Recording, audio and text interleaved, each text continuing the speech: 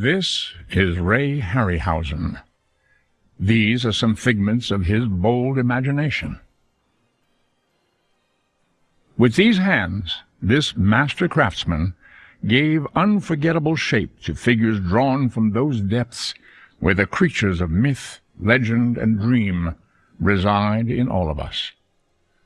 They have beguiled children for half a century, haunted their memories as grown-ups, and influenced generations of movie special effects artists. Today, Ray Harryhausen is, like his creations, a legendary figure. Fantasy is essentially a dream world, an imaginative world, and I don't think you want it quite real. You want an interpretation, and stop motion, to me, gives that added value of a dream world that you can't catch if you try to make it too real. And that's the essence of fantasy, isn't it? Transforming reality into the imagination. The desire to create those transformations came to him early and suddenly. He was 13 years old when he was taken to see a sensational movie at Grauman's Chinese in his native Los Angeles. King Kong, that masterpiece of stop-motion animation, instantly and permanently entered our collective consciousness and proposed his life's work to Ray Harryhausen. They had pictures of this big gorilla on top of the Empire State Building, so I got very curious, and one day my aunt gave us these tickets, and she went along with us, and my mother, and I walked into Grauman's Chinese Theater, and when I came out, I haven't been the same since. The theatricality, the showmanship, I just came out awestruck, and I realized what you could do with animation. I mean, it changed my life. He got busy immediately, learning the rudiments of stop-motion animation by doing. He had a natural talent for the work, as these very early examples demonstrate. At first, his studio was the family garage. Later, his father built what they called his hobby house, to accommodate Ray's expanding skills and vision. And that was really the start of my experimentation. But I owe everything to this giant gorilla and the people who made it. They were led by Willis O'Brien, a former newspaper cartoonist who'd been working in special effects since 1914. A school friend helped Ray meet him. I called Willis O'Brien, and he was very courteous, and he invited me over to the studio. So I loaded some of my dinosaurs that I had made into a suitcase, took them over to MGM, and he gave me some wonderful advice. He said, your Stegosaurus's legs look like sausages. You've got to learn to develop the muscles. O'Brien inspired him to enroll in art school, where he perfected his talents for drawing and sculpture, as these renderings he did for an unmade O'Brien project vividly demonstrate. When he was in art school, he also joined a science fiction club. At its weekly meetings, he made a lifelong friend. And lo and behold, there was a young writer struggling to get his stories published, was Ray Bradbury. And that was my first meeting with Ray Bradbury. He was crazy about the Lost World. He was crazy about King Kong, and I was similarly crazy. And we made a pact together, and we said, we're going to grow old but never grow up. We're going to stay 18 years, 19 years old, and we're going to love dinosaurs forever. When he heard that I was reconstructing them and trying to put a film together, of course we became quite good friends, which lasted over the years. At the time, Ray was working on Evolution. It was an attempt to tell the entire story of life's beginnings on Earth, and for a lone teenager, a hugely ambitious undertaking. Evolution was a 16-millimeter project, very ambitious when I look back at it, but in my naive way, I thought I could do it if I took a year or a year and a half. So I started making all of these experiments with it, and I'm very grateful I did, even though the picture was never completed, because I got discouraged when I saw Fantasia. It covered the dinosaur sequence with Stravinsky's wonderful background music, and I thought, oh, they're covering the same ground, and they did it so beautifully, I might as well abandon it. But it wasn't for naught. I used all this footage that I had experimented with earlier as a sample of what I could do. This woolly mammoth, created for evolution, is the earliest Ray Harryhausen model still in his possession. I made a few tests of it, but I never actually got to shoot it as a sequence and part of the film. But I did cut up my mother's fur coat, and that was quite disturbing to some people, but I finally found out she didn't want it anymore, so I didn't get a whipping. His father, Fred, and his mother, Martha, supported his work unstintingly and frequently collaborated with him. The dog's name, perhaps inevitably, was Kong. Through the years, they became interested in what I was doing, and they encouraged me enormously, and it was most helpful, particularly in the periods when one gets discouraged quite easily because you think you may be on the wrong track. His mammoth got a role in another uncompleted film about an alien from Jupiter. A school friend played the monster's victim. It brought him his first public recognition, a feature story in Popular Science magazine, which ran this picture. Over the years, it gradually grew from just a hobby, which I did in my spare time, and it developed into a profession. My first professional job, of course, was with George Pal's Puppetoons. I spent 2 years on the first 12 Puppetoons that he had made for Paramount. World War II interrupted his career, but not his professional development. He made this little film to demonstrate the instructional potential of stop-motion photography. He passed the war years in a Signal Corps unit, making such sequences for Army training films. One of his colleagues was Theodore Geisel, later better known as Dr. Seuss. He made this model of Geisel's snafu, a comically bungling soldier, for a magazine cover. Army service also perfected his scrounging skills. The Navy had thrown out all their outdated Kodachrome and just threw it out on a junk pile. So I retrieved it and had it stored away in my garage for quite a while. And when I came back from the Army, I didn't know quite how to use it up. So I thought, well, perhaps I could make some fairy tales for children. Mother Goose was up to date, technologically speaking, and Ray gave a hip flip to the 4 nursery rhymes he included in the first of what would become a short series of children's films. It took only 2.5 minutes to tell the tale of a spider and the world's most famous arachnophobe.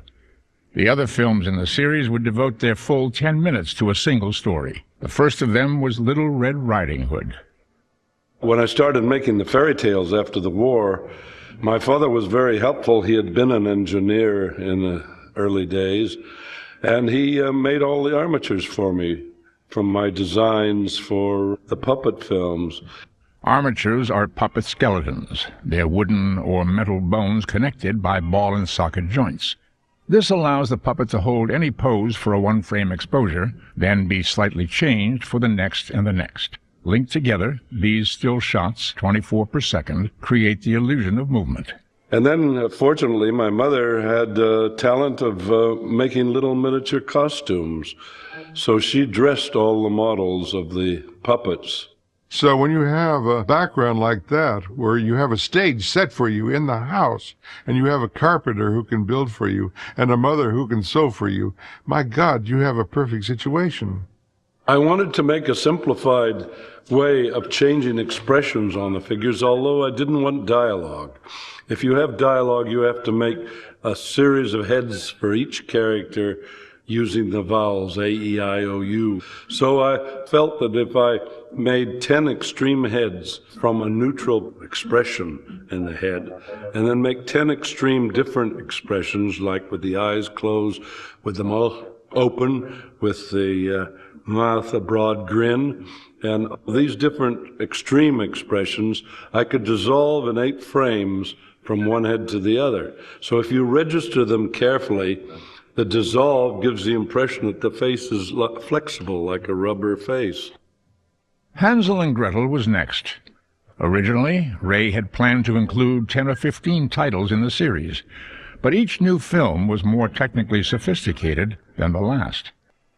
The Tortoise and the Hare would have rounded his series off at an even half-dozen, and Ray thinks it would have been the best of them all. But he completed only a couple of minutes' worth of footage, seen here for the first time, when Ray received a call from Willis O'Brien offering him the chance to work with his beloved mentor on a feature film. That was Mighty Joe Young. He made this conceptual drawing for it in 1946, 3 years before it was released. In reality, of course, Mighty Joe was Teeny Joe. He was a little model about 12 inches high.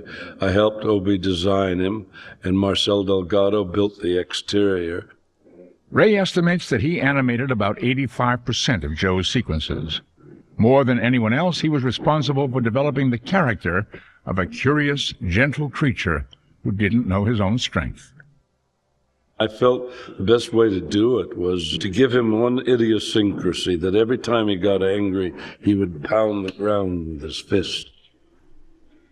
So I found myself in these first scenes with a stopwatch and a canvas on the floor, and I would go through the action so I could feel inside what it felt like. And I even went so far as to become a vegetarian slightly and eat celery and carrots for my tea break rather than the conventional biscuit and coffee. Like Kong before him, Joe was brought out of the wild to work in show business. The one-time heavyweight contender, Primo Carnera, was the easily sunken anchor of the tug-of-war team. When you have a human, you have to try to keep in mind what a human would do in that situation. He had a fight with Primo Carnera on the stage, and he finally had to pick him up and hold him over his head. So that required very careful animation and keeping in mind what a real person would do if under those circumstances. You can't just have them kicking. You have to give them the impression that they were actually lifted by this gigantic creature, and do it in such a way that it's difficult to determine whether it's animated or live. This integration of stop-motion and live-action footage was an art Ray would spend the rest of his career bringing to ever higher levels of perfection. Ray and I both learned at a very early age not to listen to anyone else, to focus on your passion, to burn it with your glance, to become the dinosaur. The beast from 20,000 Fathoms was also a beast from prehistory, and from an old friend's imagination. And Ray said, "Would you mind coming over and meeting my producer?" The producer gave me a copy of the script they were working on and said, "We need your help. Maybe you could help rewrite this for us. Would you mind reading it?" So I went in the next room, read it, came out. They said, "Well, what do you think? Can you help us?" I said, "Yes. But incidentally, this story of yours is very much like a short story of mine that was in the Saturday Evening Post 2 years ago, The Beast from 20,000 Fathoms." Well, the producer's jaw dropped, and I realized they had taken my story, forgotten where they had taken it from, and called me in to rewrite it. So I didn't have to say anything. I didn't make a fuss. The next day, a telegram arrived saying we want to buy the rights to The Beast from 20,000 Fathoms. And that's how the film got made.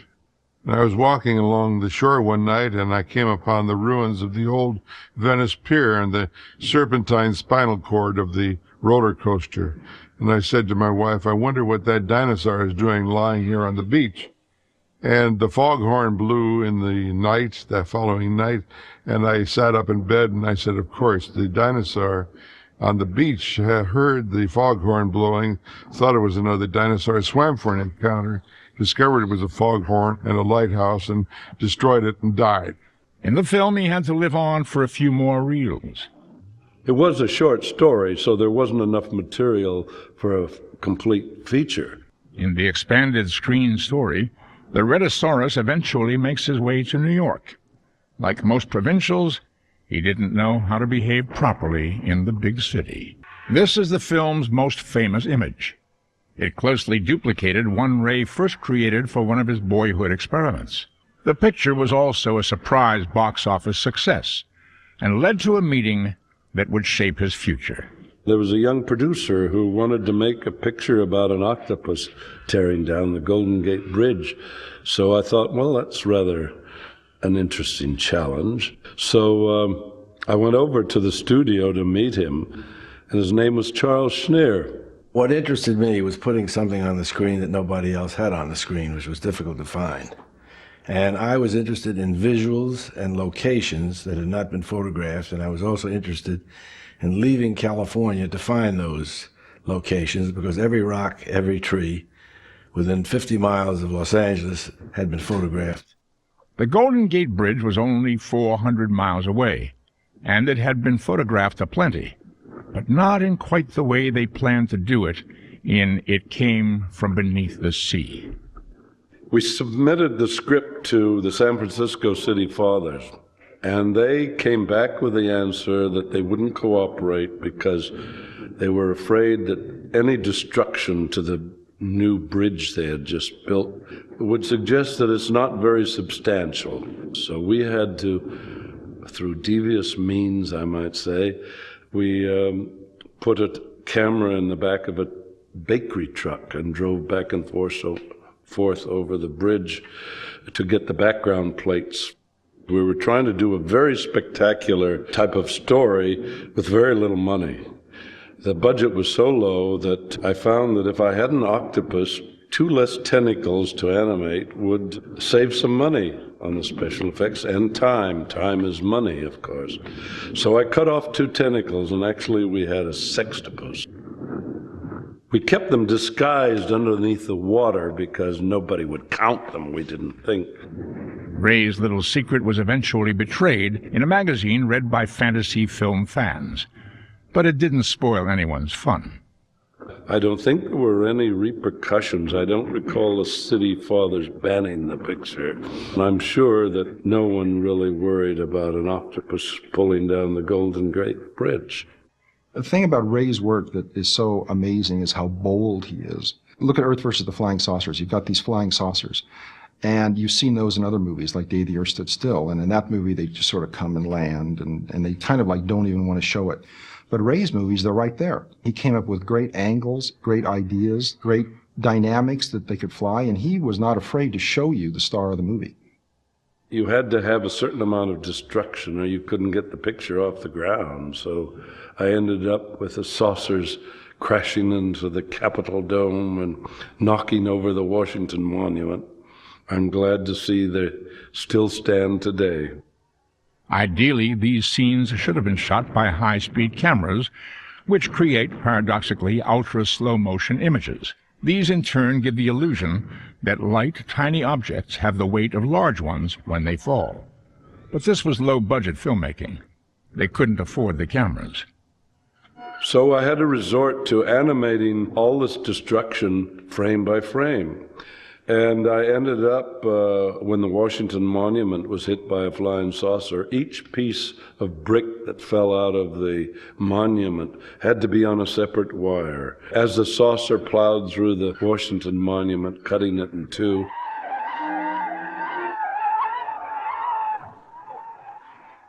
you can sense a person made it, that it's a person's struggling with a medium to present themselves. When the creature hatches at the beginning and comes up and kind of rubs its eyes, and you just really feel an empathy for that guy. And that's true through all his films, that empathy for character. It's an actor. You're looking at an animated actor on the screen.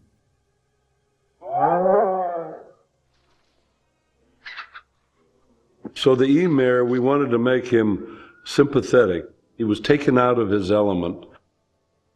Two things changed the Emir from a harmless little guy into a menace: the hostility of Earthlings as they confronted an alien figure, and a curious addiction to sulfur. It accelerated his growth and perhaps exacerbated his temper. He wasn't really aggressive until the dog and the farmer became aggressive to him. And he finally got quite vicious because he was tortured and tormented by man. The poor boy was just a helpless soul out of his environment. And he finally ended up in Rome atop the Colosseum. Of course, that was influenced by Kong on top of the Empire State Building. I thought it would be a rather dramatic way of ending it. The film. Man, of course, destroys what he doesn't understand. So we took the path of action, we took the path of suspense, we took the path of imagination.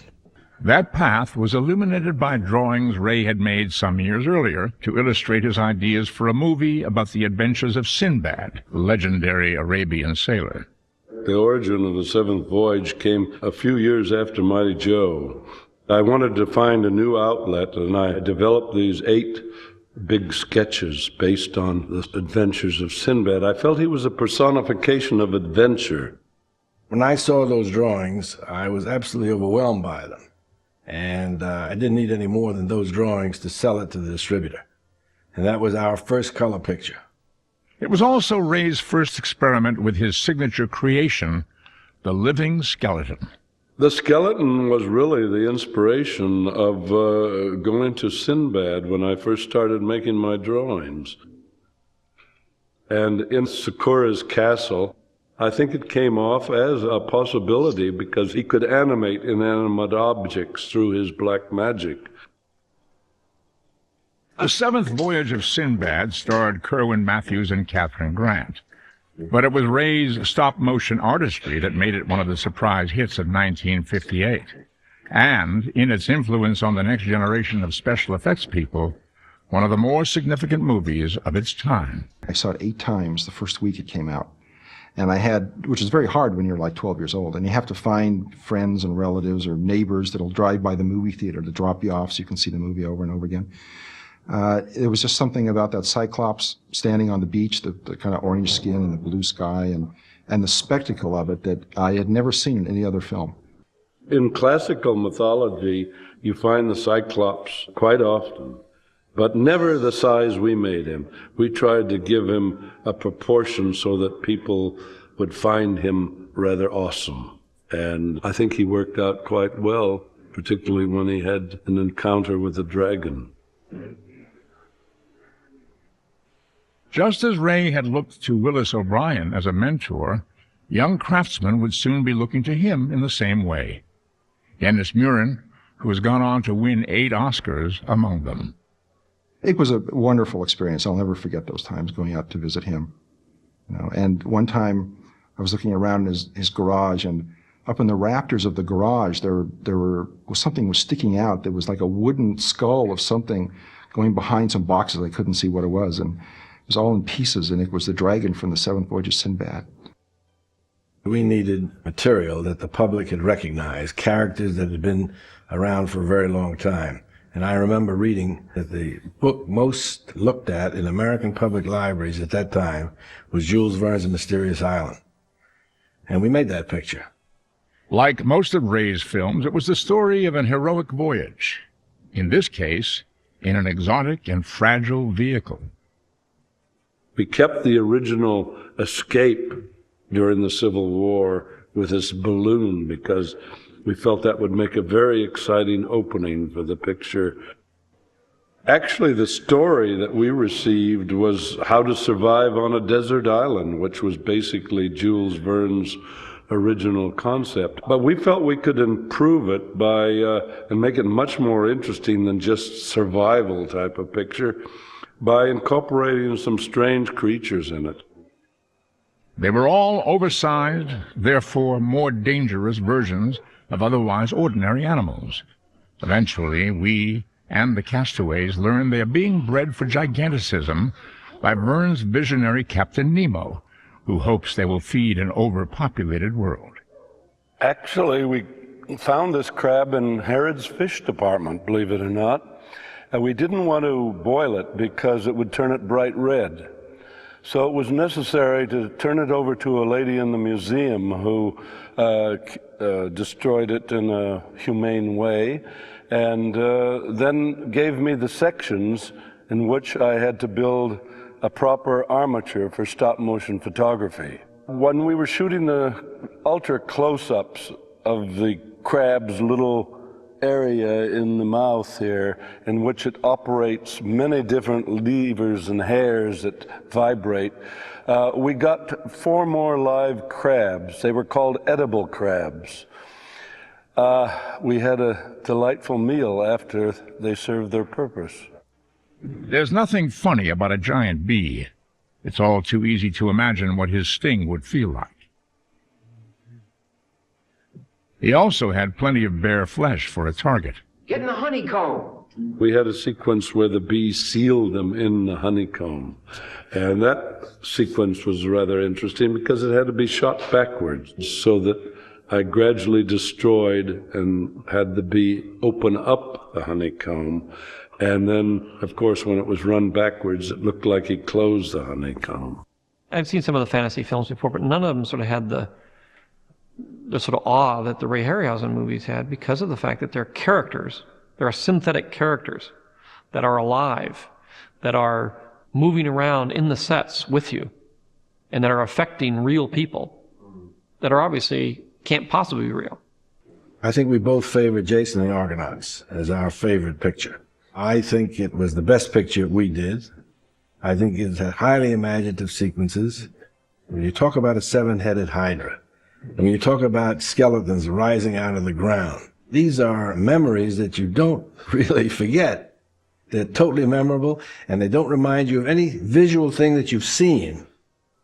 In the original story of Jason and the Golden Fleece, there was a character in it called Talos, although he was not as large as we depicted him in the picture. He was only 8 feet high. But when I started the design process for the sequence, I felt we could get much more menace if he could be about the size of the Colossus of Rhodes. And this became a great opportunity to combine the concept of the Colossus of Rhodes with the Metal Man. And I had to make his movements very stiff and ungainly because he was supposed to be made of metal. So we put the sound effects of creaking joints and creaking metallic sounds scraping together to give that eerie effect. Spectacular as he was, Talos was fairly simple to create, compared, say, to the Hydra who guards the Golden Fleece.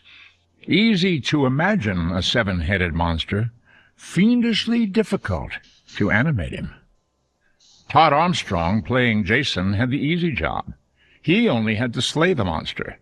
Ray had to bring it to persuasive life. All those heads in constant, simultaneous, menacing motion.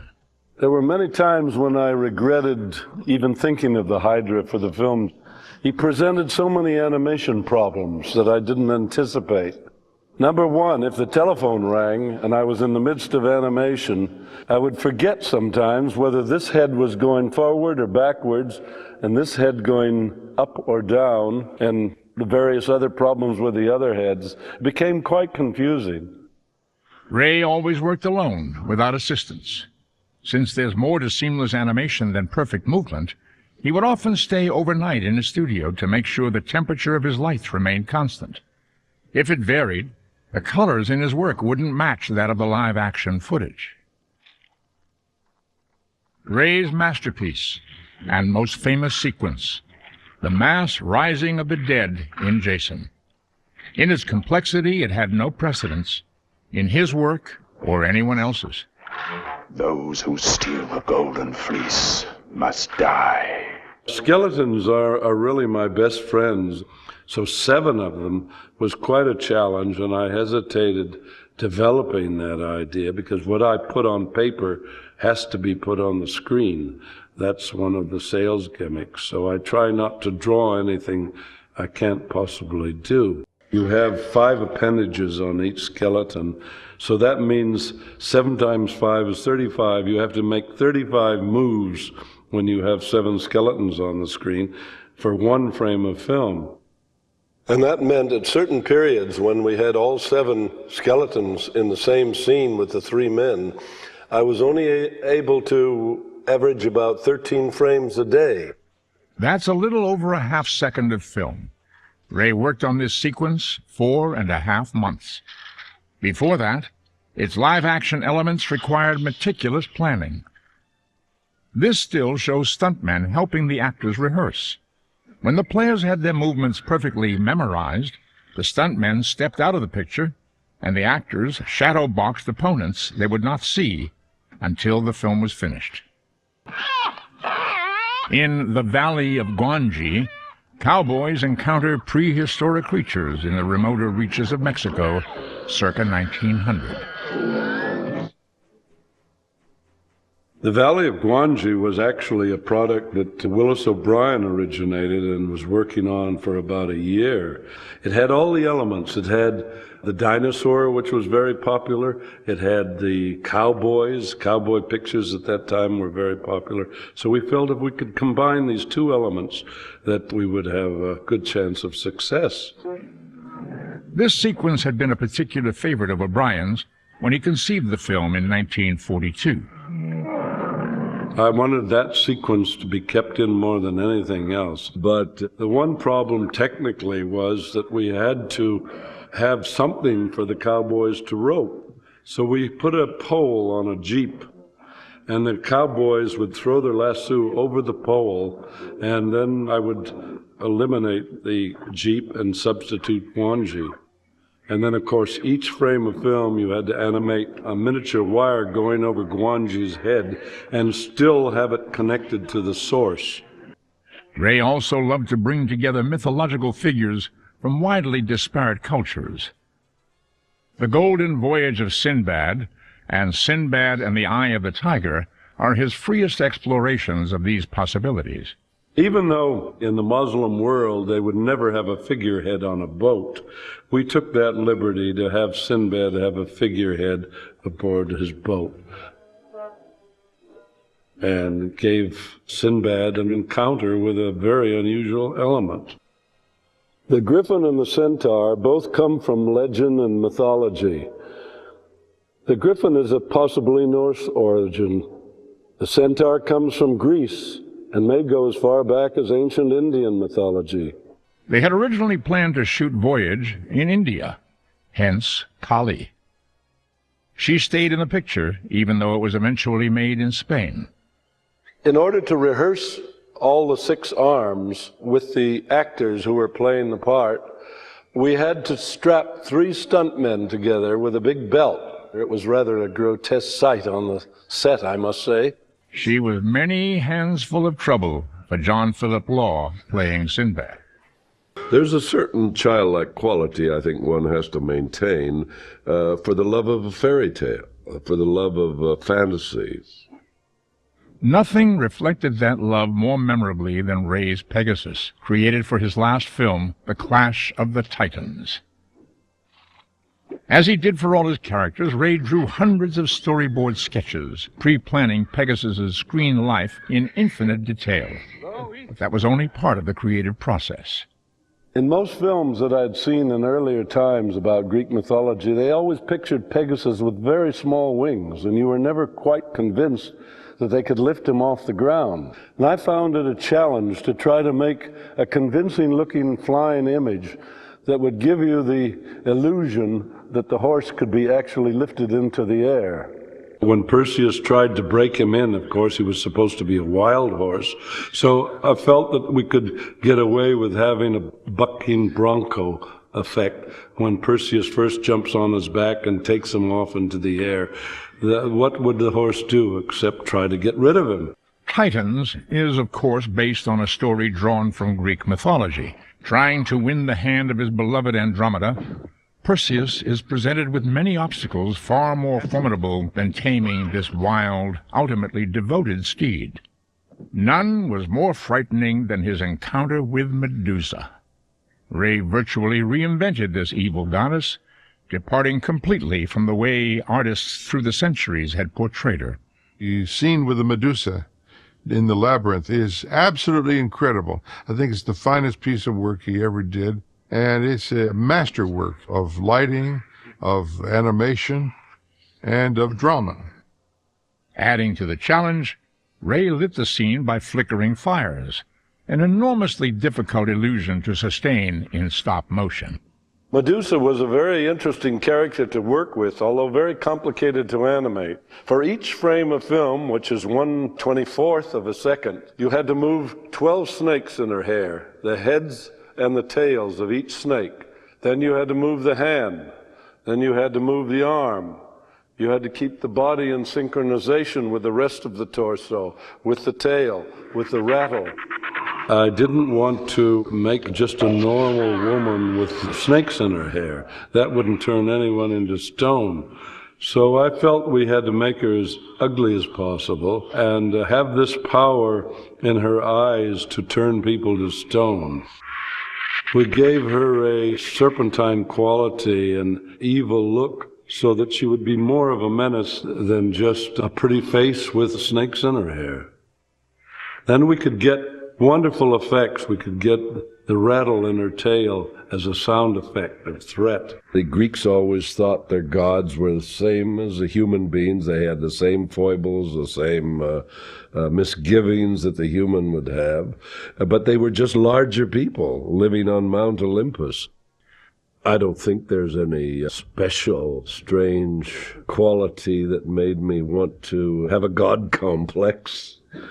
But when you look at it, you say, here you're putting on the screen images that appear to be alive, and you're controlling exactly what they do.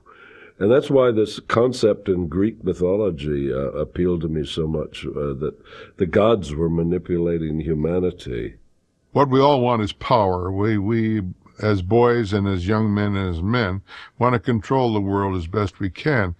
One of the ways to do it is by writing short stories where you run the characters through their roles and you destroy them or build them. And the other way is doing what Ray has done.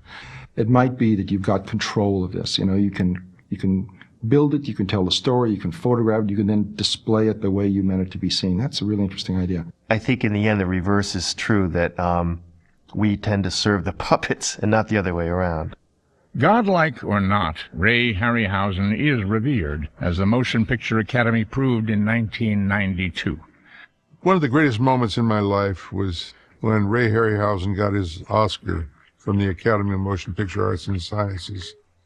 When it was time to present the award, I called the Academy. I said, I've got to be the one to hand him his Oscar. It's another fine mess you've got us in, Ray.